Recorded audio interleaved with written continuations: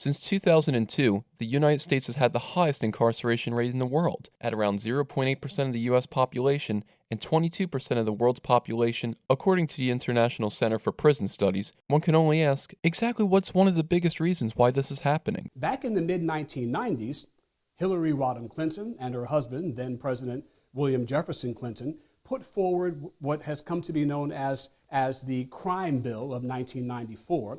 Specifically, this bill is referred to as the Violent Crime Control and Law Enforcement Act of 1994. And it is this legislation in particular that fueled the rise of mass incarceration from the 1990s to the present day. Judges now had less of a discretion to put individuals for, let's say, a range of time. Like for burglary, for example, you had the judges, based on what happened, on their situation, on the individual, whether they had priors or not, they had kids, they could put them in prison from 1 to 5 years.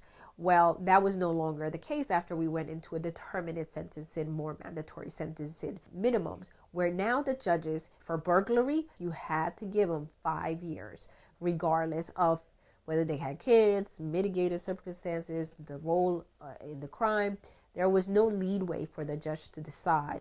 Though there's much work to be done with the justice system, it's important to note that wealth inequality does play a role in this. So, Dr. Smith suggests taking care of life's bare necessities should be the first priority to prevent imprisonment in the first place. One of the things that worked in the past, individuals were getting breakfast in elementary school, middle school, and high school, because they started finding out that kids that were from lower socioeconomic status, they were hungry, and in turn they weren't able to concentrate in the classroom, that they were deemed as disruptive students, which then would lead them into a path of suspension, and then it would lead them to all sorts of negative outcomes after that. Overpopulation of prisons due to the growing number of impoverished people due to wealth inequality, and policies such as mandatory minimums are not only a social issue, but a moral issue. So Stefan Clyburn has a message for everyone on why we should care. We must all try to empathize with the plight of our fellow man, even if that individual differs from you in terms of their ethnicity, their race, their gender, etc., etc. We've got to try to hold on to our soul and our humanity.